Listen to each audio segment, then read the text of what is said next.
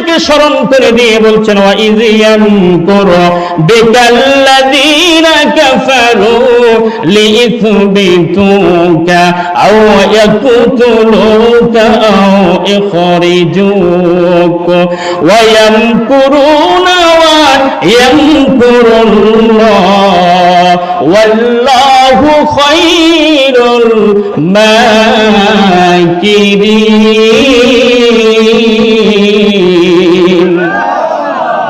আবার আল্লাহ পাক বলেন ওয়া ইয ইয়ামকুরু বিকাল্লাযীনা কাফারু, হে নবী ওই সময়ের কথা স্মরণ করুন যখন কাফেররা দারুন নাদওয়াতে, অস্বীকারীরা দারুন নাদওয়াতে আপনার বিরুদ্ধে চক্রান্ত করেছিল। চক্রান্ত হলো কি লিইসবিতুকা, তারা আপনাকে জেলের মধ্যে রাখবে এইরকম সিদ্ধান্ত নিল। কি সিদ্ধান্ত? কাকে? নবীকে। তার মানে নবীকেও জেলে নেওয়ার জন্য পরিকল্পনা ছিল কাফেরদের, ঠিক কিনা? আলেমদের নিতে তাদের সমস্যা কোথায়? অতএব যারা আলেমদেরকে জেলখানার মধ্যে নেয় এরা ওই সমস্ত আবু জাহেল আবু লাহাবের উত্তরসূরি ছাড়া আর কেউ না। কারণ আলেমরা কার কথা বলে? কার কথা বলে? আল্লাহর কথা বলে, রাসূলের আদর্শের কথা বলে। যারা আল্লাহর কথা, কোরআনের কথা, ইসলামের কথা তথা রাসূলের আদর্শ প্রতিষ্ঠার জন্য, রাসূলের আদর্শ বাস্তবায়নের জন্য যারা কথা বলে আর তাদেরকে যারা নির্যাতন করে, জুলুম করে, নিঃসন্দেহে তারা কাফেরদের উত্তরসূরি ছাড়া আর কেউ হতে পারে না। কথাটা ঠিক কিনা?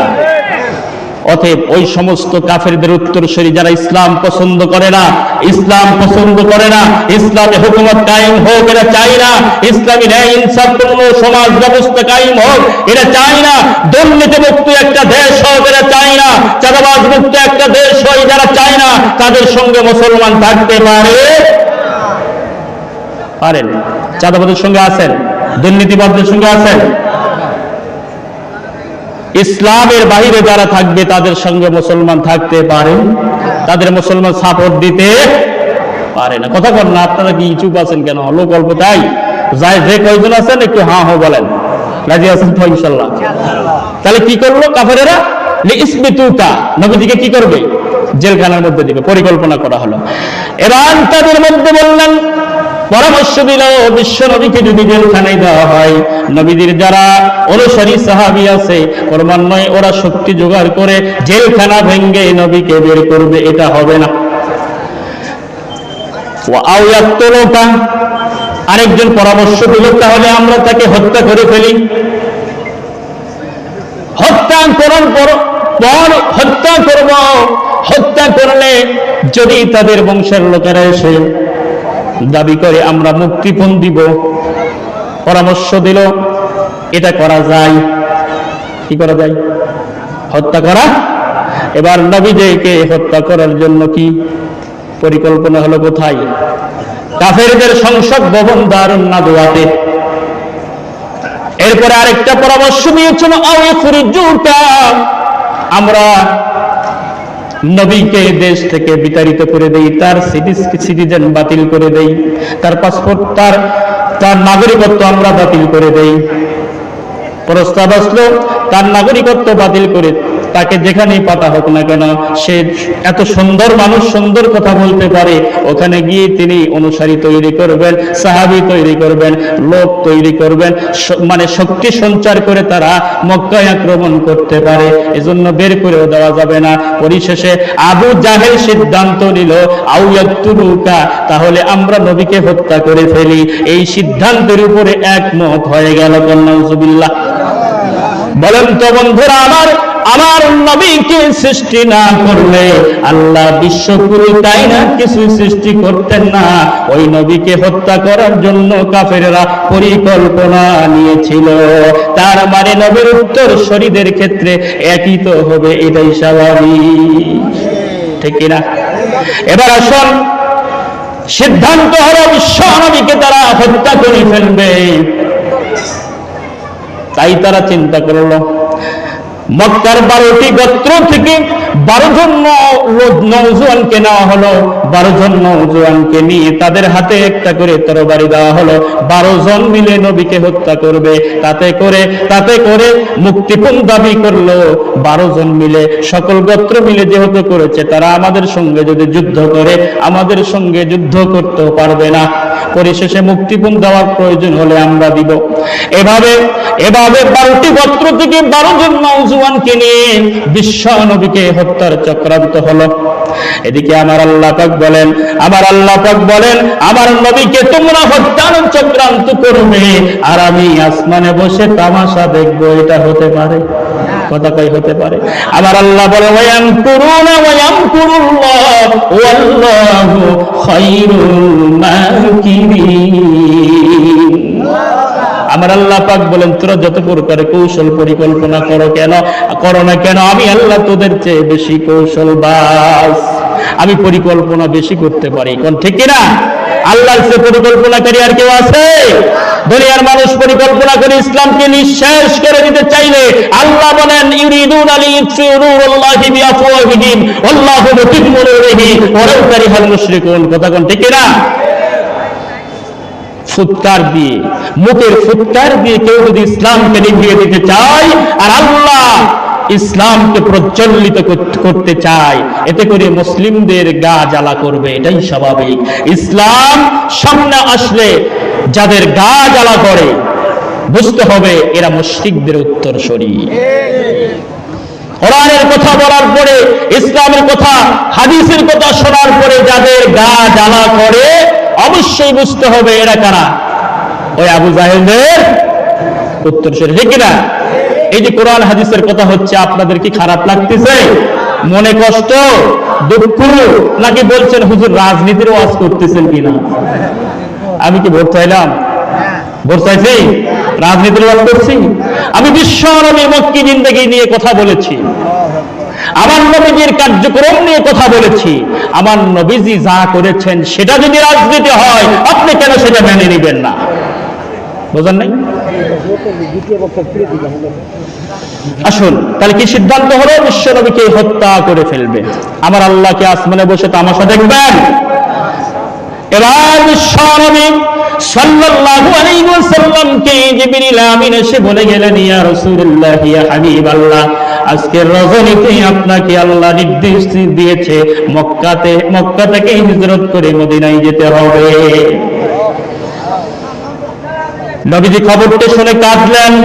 তিনি চিন্তায় পড়ে গেলেন, যেই মক্কাকে আমি এত ভালোবাসি, যেই মক্কাতে আমি জন্মগ্রহণ করেছি, এই মক্কা আমারে ছাড়তে হচ্ছে। আর ছাড়ার মূল কারণ হলো আমার নিজের গোত্রের লোকগুলো। বাজানে আমার বিশ্ব নবী আবু বকরকে বললেন, আবু বকর, তুমি রেডি থাকো, যে কোনো সময় হিজরত করা লাগতে পারে। আবু বকরকে খবর দিল। আবু বকর তিনি সেই দিন থেকে ঘুমান না। সুবহানাল্লাহ। এদিকে বিশ্বনবী ঘরের মধ্যে আছেন, তিনি ওই রাত্রিতে রওনা হবেন হিজরতের জন্য মদিনাতে। ওই যে নবীকে হত্যা করার জন্য 12 জন নওজোয়ানকে রেডি করেছে, তারা বিশ্ব নবীর ঘরের চতুর্দিকে ঘেরাও করে ফেলেছে। নাউজুবিল্লাহ। ঘরের ভিতরে বিশ্ব নবী এমন সঙ্গে ছিলেন হযরত আলী রাদিয়াল্লাহু তাআলা আনহু। আলীকে বললেন, আলী, আমি বাড়ি থেকে বের হয়ে যাব, আমি হিজরতের জন্য রওনা হব, তুমি আমার বিছানায় আমার চাদর উড়ে থেকে ঘুমিয়ে যাও। আলী একটু চিন্তা করলো না, আমি নবীজির বিছানায় শুয়ে যাব। বিশ্ব নবীকে কাফেররা মেরে ফেলার জন্য আসতেছে, তারা চতুর্দিকে ঘেরাও করেছে। নবীকে না পেয়ে, নবীর বিছানায় আমাকে পেয়ে হত্যা করে কিনা, আলী এতটুকু চিন্তা করেন নাই। কারণ সকল সাহাবীদের অন্তরে আমার নবীজির মহব্বত ছিল কিনা। আমার নবীজির মহব্বত যারা করবে না, নবীকে যারা মানবে না, নবীর আদর্শ যারা মেনে নিবে না, কিয়ামতে তারা নবীর শাফায়াত পাবে না, ঠিক কিনা?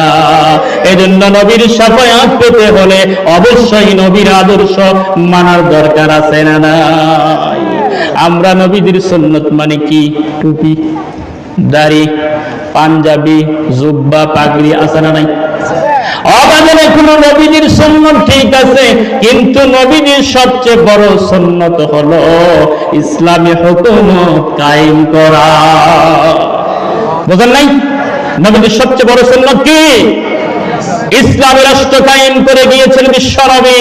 সেই ইসলামী রাষ্ট্র কায়েমের জন্য আপনি নামাজি, আপনি মুসলমান, আপনি ইমানদার যদি চেষ্টা না করেন, ওই নামাজ দিয়ে আপনার কোনো কাজ হবে না। কারণ ইসলামী হুকুমতের কথা এসেছে আগে, তাওহীদের কথা এসেছে আগে, নামাজ এসেছে পরে, রোজা এসেছে অনেক পরে, হজ যাকাত এগুলো অনেক পরে, ঠিক কিনা? এগুলো তো মদিনায় এসেছে। মক্কাতে শুধু নামাজ এসেছিলেন মেরাজে, আর কোনো হুকুম ছিল? আমরা অনেকে এখন মাসলা দেওয়া শুরু করছি, ইসলামের স্তম্ভ 5টি, কালিমা, নামাজ, রোজা, হজ, যাকাত। আমরা এগুলো তো করি, তো আমরা ইসলামের মধ্যে আছি? নেভার। বর্ণাঙ্গ ইসলাম মেনে নিতে হবে। সবচেয়ে বড় স্তম্ভের মধ্যে 1 নম্বর স্তম্ভ হচ্ছে লা ইলাহা ইল্লাল্লাহু মুহাম্মাদুর, আল্লাহ ছাড়া কারো আইন মানব না বা মানি না, ঠিক কিনা? এখন আল্লাহর আইন আমরা মানতে পারছি?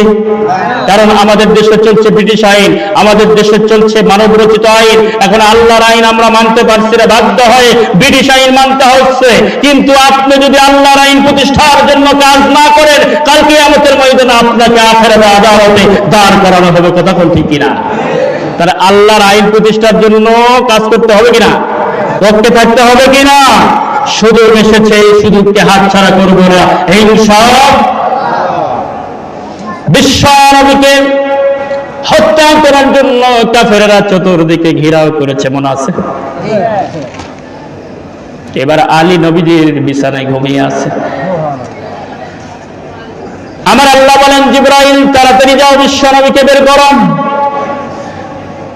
জিবরাইল আমিন বিশ্ব নবীর কাছে গেলেন। যাওয়ার পরে দেখলেন চতুর্দিকে কাফেররা দাঁড়িয়ে আছে, লঙ্গা তরবারি নিয়ে বিশ্বনবীকে হত্যা করে ফেলবে। এবার আল্লাহ রাব্বুল আলামিন জিবরাইল নবীজিকে বললেন, নবীজি, ওয়াজআলনা মিন বাইনি আইদিহিম সাদ্দান ওয়া মিন খালফিহিম সাদ্দান ফাগশাইনাহুম ফাহুম লা ইবসিরুন। এই আয়াতে কারিমা নবীজি এক মুষ্টি বালি নিলেন। আল্লাহ বললেন, বালি নাও এক মুষ্টি। এই সূরা ইয়াসিনের আয়াতটি পড়ে বালির মধ্যে ফুঁক দাও, বালিটা দূরে সরে মারো, আমি ওই সমস্ত কাফেরদের চোখে পৌঁছাইয়া দিব। সুবহানাল্লাহ। আবার আল্লাহ বলেন, ওয়ায়ামকুরুনা ওয়ায়ামকুরুল্লাহ ওয়াল্লাহু খায়রুল মাকিরিন। আল্লাহু আকবার। নবীজি এক মুষ্টি বালি নিয়ে ওই বালির মধ্যে সূরা ইয়াসিনের আয়াতটি পড়লেন, ওয়াজআলনা মিন বাইনি আইদিহিম সাদ্দান ওয়া মিন খালফিহিম সাদ্দান ফাগশাইনাহুম ফাহুম লা ইবসিরুন। অন্য বর্ণনায় এসেছে, ইয রামাইতা ওয়া মা রামাইতা ওয়ালাকিন্নাল্লাহ রামা। এই আয়াত পরে বালির মধ্যে ফু দিলেন, বিশ্বনবী বালিটা ছুঁড়ে মারলেন। আবার আল্লাহ সকল কাফেরদের চোখের মধ্যে বালিকণা ঢুকিয়ে দিলেন। সবাই এখন চোখ ঘোষণা শুরু করলেন। কি শুরু করলেন? বালি চোখে গেলে ঘোষণাবেন না? ঠিক পাবে? সবাই ঘোষাঘুষি শুরু করে দিলেন। কি হলো হঠাৎ করে বালি কেন? আর আমার নবী তাদের সামনে দিয়ে ওদাও। নবীজি চলে গেলেন এক আপনার আবু বকরের বাসায়। আবু বকরের বাসায় গিয়ে বিশ্ব নবী একটিবার পরাঘাত করেছে। আবু বকর বললেন, লাব্বাইকা ইয়া রাসূলুল্লাহ। সুবহানাল্লাহ। কোন আবু বকরকে জিজ্ঞেস করেন, ইয়া রাসূল, হে আবু বকর, আমি তো তোমার দরজায় একটি পরাঘাত করেছি, রাত্রি তো গভীর হয়ে পড়েছে, তুমি কি ঘুমাও নাই? তুমি কি জাগিয়ে ছিলে নাকি? আবু বকর বললেন, ইয়া রাসূলুল্লাহ, ইয়া হাবিবাল্লাহ, যেদিন আপনি মেরাজের কথা আমাকে, যেদিন আপনি হিজরতের কথা আমাকে বলেছিলেন, ওই দিন থেকে আমি আবু বকর বিছানায় ঘুমাই নাই। কি ভালোবাসা নবীর জন্য ছিল, কি ভালোবাসা, কি উদারতা নবীর জন্য সাহাবায়ে কেরামদের ছিল। আজকে আমরা নবীকে ভালোবাসি না, এজন্য নবীর আদর্শ মানি না।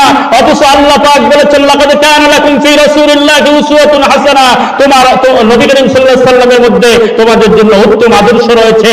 অতএব তোমরা যারা ঈমানদার মুসলমান, তোমাদের আদর্শ নেতা হলো বিশ্বনবী সাল্লাল্লাহু আলাইহি ওয়াসাল্লাম। আর তোমরা ঈমানদার নামাজি বলো, তোমরা উম্মতের আদর্শ নেতা। ঠিক কি না? হ্যাঁ, কে আদর্শটা আপনার? কথা কয় না, আদর্শটা কে? নবী করিম সাল্লাল্লাহু আলাইহি সাল্লাম। কোন মানুষ আদর্শ নেতা হতে পারে না, কোন মানুষ মানুষের আদর্শ হতে, আপনি মানুষকে আদর্শ মেনে নামাজ পড়ে কাম হবে না। বুঝেন নাই?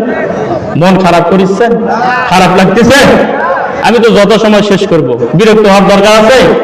যেহেতু আমার সময় খুব কম, অল্প সময় শেষ করবো। আলোচনা করলে দীর্ঘ সময় করা যায়, ওই সুযোগ আমার এখানে নেই। আবু বকর এক ডাকে উঠে গেলেন। আবু বকর ঘুমাননি সেই দিন থেকে, যেদিন শুনেছে রাসূল কি করবেন, হিজরত করবেন। বাজানে আমার আবু বকর তিনি বিশ্ব নবী সাল্লাল্লাহু আলাইহি ওয়াসাল্লাম চলে গেলেন সওর পর্বতে, যেটা হেরেম শরীফ থেকে দক্ষিণ দিকে 5 মাইল দূর। আবার নবীজি সওর পর্বতে গেলেন, অনেক উঁচু পর্বত। যারা হাদিস সহগ রয়েছেন অনেকে দেখেছেন কিনা জানি না, কারণ সওর পর্বতে উঠতে অনেক শক্তির ব্যাপার, রহমতের ব্যাপার, সবাই উঠতে পারে না। হীরা পর্বতে উঠাটাও সম্ভব, হীরা পর্বতটা একটু নিচু, সওর পর্বতটা আরো উঁচা। আমার নবীজি ওই সময় যখন ওই সওর পর্বতে উঠেছিলেন, কোন সিঁড়ি ছিল না, কোন লিফট বা কোন উপায়ন্তর বা ব্যবস্থা ছিল না। আমার নবীকে আমার আল্লাহ কুদরতি নিজাম দ্বারা উঠিয়ে দিয়েছিলেন। সুবহানাল্লাহ। এদিকে কাফেরেরা বিশ্ব নবীর ঘরের মধ্যে ঢুকে পড়লেন। কিছুক্ষণ পর ঢুকে তারা দেখে নবী নাই, নবীর বিছানায় কে যেন শুয়ে আছে। এক এক করে বলছেন, এই তো নবী, নবী তো ইনি, তাহলে তার মানে তরবারির আঘাত করা হোক। কেউ বলছেন না, নবী কিনা একটু মুখটা দেখি, কারণ কাপড় দিয়ে আবু বকর হযরত আলী শুয়েছিলেন, মাথা মুড়ি দিয়ে শুয়েছিলেন। মাথার উপর থেকে কাপড়টা সরিয়ে দেখেন এটা নবীজি নয়, ইনি হলেন আলী রাদিয়াল্লাহু তাআলা আনহু। আলী, মুহাম্মদ সাল্লাল্লাহু আলাইহি ওয়াসাল্লাম কোথায়, তুমি এখানে কেন? আলী বললেন, আমি জানি না। কাফেররা রাগ হয়ে সেখান থেকে বের হয়, তারা শুরু করলেন কোন দিকে গেল। পায়ের ছাপ দেখতে দেখতে দেখতে দেখে, আমি সংক্ষেপে কথাটা নিয়ে আসতেছি, পায়ের ছাপ দেখতে দেখতে নিয়ে চলে গেলেন সৌর পর্বতে। সৌর পর্বতে গিয়ে তারা সন্ধান করতে থাকলেন, এই পর্বতেই তিনি হয়তো এসেছেন।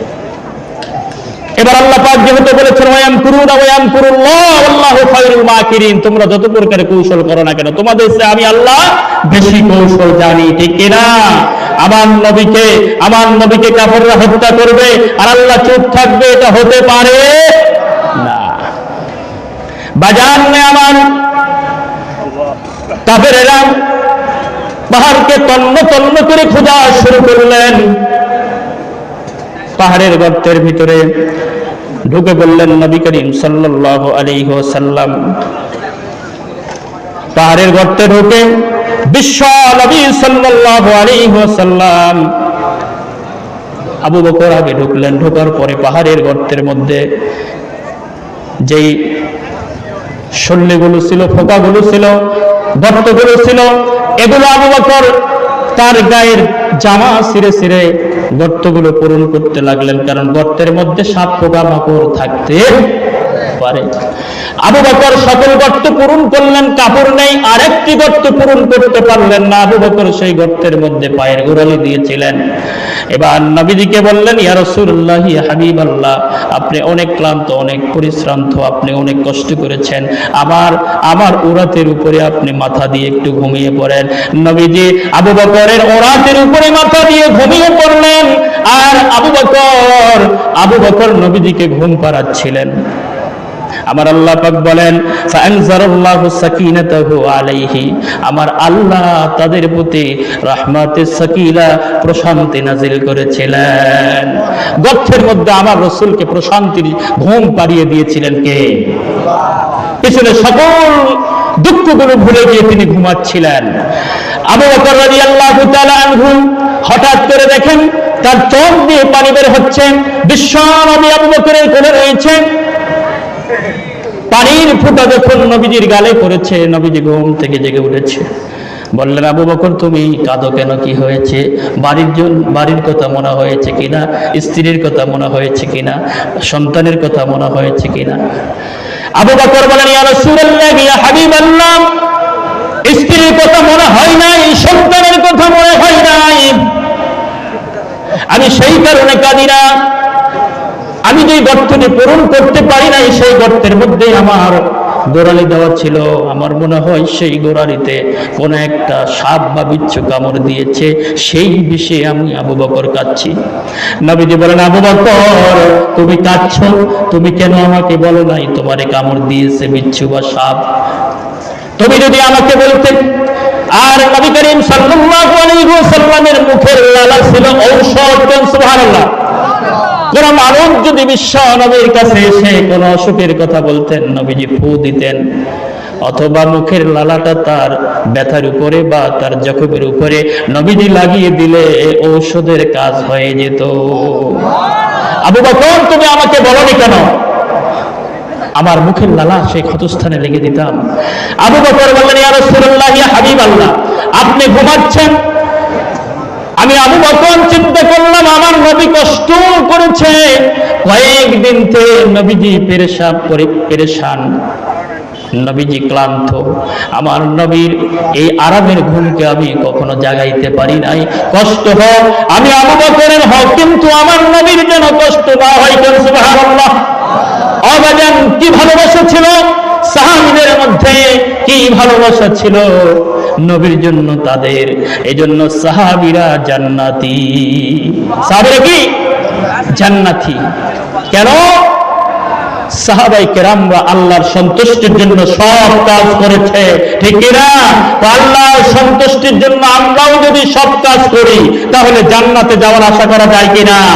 এখন জান্নাতের কথা বললে এক শ্রেণী আমাদেরকে বলছে এরা জান্নাতের টিকিট দেওয়া শুরু করছে, ঠিক না? আমরা জান্নাতের টিকিট দেই না। কাকে আল্লাহ জান্নাত দিবে আর কাকে জাহান্নাম দিবে আল কোরআনুল কারীমের মধ্যে আছে না নাই? আছে না নাই? কি করলে আপনি কিভাবে আলু রোপণ করলে আপনার আলু সুন্দর হবে আর কিভাবে করলে আলু হবে না, এই পরিকল্পনা আপনার জানা আছে না নাই? হ্যাঁ, এখন আপনি আলু রোপণ করেছেন, সার দেন না, কীটনাশক দেন নাই, পানি দেন নাই, আলু হবে? তার মানে আলুর নিয়মে আলু পরিচর্যা করলে আলু পাওয়া যাবে। যাওয়ার মালিক তো আল্লাহ। তদরূপভাবে আল্লাহ যে হুকুম, আল্লাহর যে বিধান কোরআনুল কারীমের মধ্যে দিয়েছে, এগুলো যদি আপনি মানেন, আল্লাহর জান্নাতে যাওয়ার সম্ভাবনা আছে না নাই? আমরা মানুষকে জান্নাতের জিম্মাদারি নেই নাই, জান্নাতের কন্ডাক্টরি নেই নাই, আমরা জান্নাতের টিকিট দেই নাই, আমরা মানুষকে জান্নাতের পথ দেখাই। কথা বল ঠিক কিনা? অথবা যারা আমাদের উপরে প্রপাগান্ডা ছড়াচ্ছেন, বন্ধু আপনি মুসলমান, আমরাও মুসলমান, কোন মানুষের প্রতি মিথ্যা প্রপাগান্ডা ছড়িয়ে আপনি বিজয় অর্জন করতে পারবেন না। কারণ কাফেররা বিজয় অর্জন করতে পারে। বোঝেন না আমার কথা? মন খারাপ করছেন? খারাপ লাগতেছে? বিশ্ব নবী কি করলেন? আবু বকরকে বললেন, আবু বকরের পায়ের গোড়ালিতে নবীজি লালা লাগিয়ে দিলেন। সুবহানাল্লাহ। সঙ্গে সঙ্গে ব্যথা ভালো হয়ে গেল। আমরা শুনেছিলাম আগের জামানার অনেক আল্লাহওয়ালা মানুষ যারা ছিল তাদের ফুৎকারে অনেক ভালো কিছু হতো, ঠিক কিনা? এখন হয় না। কারণ হয় না, কেন হয় না? হুজুরের দেও হয় না। কারণ কি জানেন? আমাদের সমাজটা অন্যায়ে ভরপুর। আমরা মিথ্যা কথা বলতে পছন্দ করি। আমরা মানুষের গীবত করতে, পরনিন্দা করতে, চকুলখুরি করতে, আর সুদ খাইতে তো আরাম পাই, ঠিক না? সুদ আমাদের মাঝে আছে না নাই? শতকরা 90 মানুষের ঋণ আছে, আছে না নাই? বিভিন্ন এনজিওতে আছে না নাই? আপনি ঋণের টাকা নিয়ে, সুদের টাকা নিয়ে আপনি নামাজ পড়তেছেন, লাভ হবে? ওযু ভঙ্গের কারণ কয়টি? 7টি। কয়টি? আর ঈমান ভঙ্গের কারণ কয়টি? ঈমান ভঙ্গের কারণ আছে না নাই? ওযু ভঙ্গ হলে ওযু করে নামাজ পড়ি, ঠিক না? আর নামাজ ভঙ্গ হলে দোহরায়া পড়তে হয়। নামাজ ভঙ্গের কারণ কয়টি? 19টি। কয়টি? 19টি। এর মধ্যে যদি একটা অকারণে ছুটে যায়, নামাজ হবে? তো ঈমান যে আপনার আছে, ঈমান যে কতক্ষণে ভঙ্গ হয়েছে, নষ্ট হয়েছে, আমি আপনি জানি না। মূল কারণ হলো আমাদের পেটের মধ্যে হালাল খাবারগুলো যাচ্ছে। আমি ব্যক্তিগতভাবে খাচ্ছি না, কিন্তু রাষ্ট্রীয়ভাবে আমি সুদের টাকা আমার মাথায় বহন করে আমি চলছি, ঠিক কিনা? এজন্য যতক্ষণ পর্যন্ত ইসলামী রাষ্ট্র কায়েম না হবে, ততক্ষণ পর্যন্ত আমরা ব্যক্তিগতভাবে আমল দিয়ে আল্লাহর জান্নাতে যেতে পারবো কিনা সন্দেহ আছে।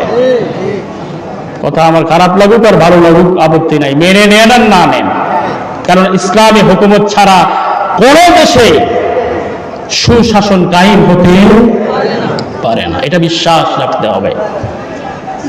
আসুন, আবু বকরকে রাসূল লালা দিলেন লাগে, কি হয়ে গেলেন? পায়ের ব্যথা ভালো হয়ে গেলেন।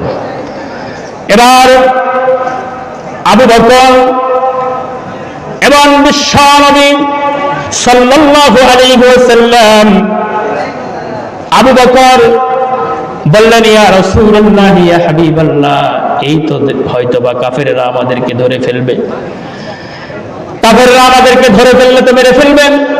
আবার নবীজি বললেন, আবু বকর, চিন্তার কোনো কারণ নাই, ইযহুবা ফিল গার ইয ইয়াকুলু লিসাহিবিহি লা তাহজান। আমার নবী বললেন, হে আবু বকর, লিসাহিবিহি লা তাহজান, হে আমার সঙ্গী, চিন্তার কারণ নাই, দুঃখিত হওয়ার কারণ নাই, কারণ আমরা আছি দুইজন, সানিয়াস নাইনি, একজনের মধ্যে আমি একজন, তুমি একজন, আমরা কয়জন? দুইজন, একজন আবু বকর, একজন আমার নবী। কিন্তু আমাদের সঙ্গে রয়েছে ইন্নাল্লাহা মা'ানা। কে আছেন? কে বললেন? আমার নবী বললেন, আবু বকর, আমরা বুঝুন না, আমাদের সঙ্গে রয়েছে ইন্নাল্লাহা মা'ানা। তো আল্লাহ যদি সঙ্গে থাকে সমস্যা আছে?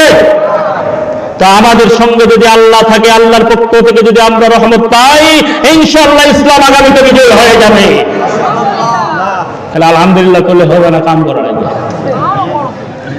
যাক, আলহামদুলিল্লাহ, ইন্নাল্লাহা মা'ানা। আল্লাহ যদি আমাদের সঙ্গে থাকে, ইসলামের বিজয় কেউ ঠেকাতে পারবে না।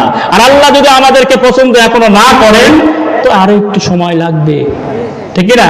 এজন্য বিজয় হোক, আল্লাহ হোক, মুসলমান কখনো দুঃখ প্রকাশ করবে, চেষ্টা করতে হবে। কি করতে হবে?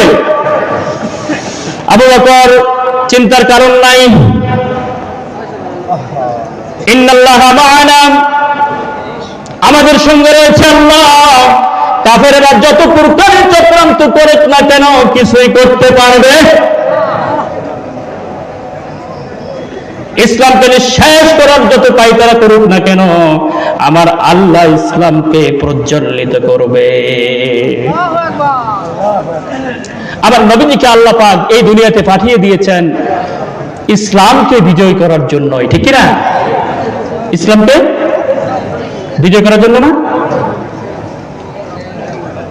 বিশ্বনবী সাল্লাল্লাহু আলাইহি ওয়াসাল্লাম ইসলামকে বিজয় করতে গিয়েই তো তিনি নির্যাতনের শিকার হলেন। অতএব ইসলামের কাজ করতে গিয়ে নির্যাতনের শিকার হলে বুঝতে হবে এটা সঠিক ইসলামের পথে আছে, বুঝেন নাই? আর ইসলামের কাজ করতে গিয়ে যদি নির্যাতন না হয়, জেল না হয়, জরিমানা না হয়, জুলুম না হয়, একদিনও বাতিল্লাহ আপনারে ঠোকা দিল না, বুঝতে হবে আপনার দাওয়াতের মধ্যে ভেজাল আছে, বুঝেন নাই? দাওয়াতের মধ্যে কি আছে? নবীর দাওয়াত দেওয়ার কারণে নবীর দাঁত শহীদ হলো, সাহাবীরা রক্ত দিলেন, খুবাইব, খাব্বাব, সুমাইয়াকে শহীদ করে দেওয়া হয়েছিল, ঠিক না? কেন? সঠিক ইসলামের পথে থাকলে আপনার উপর জুলুম হবেই। অতএব আমি কখন বুঝবো আমি সঠিকের মধ্যে আছি? যখন বুঝবো বাতিলরা আমাকে শত্রুপক্ষ মনে করছে। উপায় আছে কিছু বোঝার। নবীজির জন্মে যারা খুশি হয়েছিল তারা বিশ্ব নবীর দাওয়াতে বেজার কেন?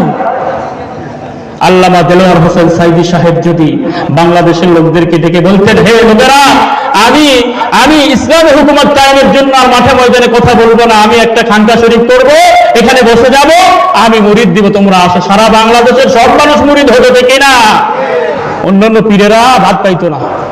কি বিশ্বাস করেন? তিনি কি তাই করেছেন? তিনি ইসলামী হুকুমত কায়েমের জন্য, দ্বীন প্রতিষ্ঠার জন্য, ইসলামকে বিজয়ী করার জন্য, বিশ্ব নবীর আদর্শ প্রতিষ্ঠার জন্য তিনি 50টি দেশে তাফসীর করেছেন, সারা বাংলাদেশের সমস্ত জেলাতে তিনি ভ্রমণ করেছেন এবং ইসলামী হুকুমত কায়েমের জন্য জেল খাটলেন। পরিশেষে তাকে বলা হয়েছিল, হুজুর আপনি শুধুমাত্র ওয়াজের ময়দানে যান, তবে আপনি কোনোভাবে যেন ইসলাম কায়েমের জন্য কথা বলেন না, আপনি বিভিন্ন আমল আখলাকের কথা কন, ফজিলতের কথা কন, জিকিরের কথা কোন, কোনো আপত্তি নেই, আপনাকে ছেড়ে দেওয়া হবে। বলেন নাই? বলছিল না? কথা হয় না? দেলোয়ার হোসেন সাইদি সাহেব বলেছিল।